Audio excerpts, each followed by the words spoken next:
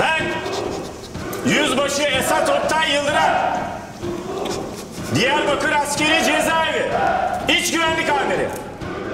Sen beni iyi dinle. Bu cezaevinin kuralları var. Bu kurallara uyacaksın.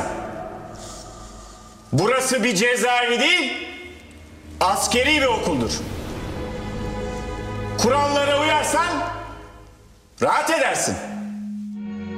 Öyle komünizmdir, Marksizmdir, sosyalizmdir, Kürtlüktür. Böyle sapkın düşünceleri kafandan söküp atacaksın. Sen sökmezsen ben söküp almasını bilirim.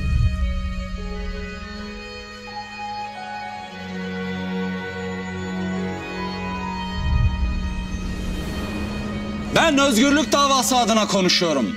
Ben halkımın özgürlük savaşçısı olarak sizin bu vahşi politikalarınızı protesto etmek için şu andan itibaren ölüm orucuna başlıyorum.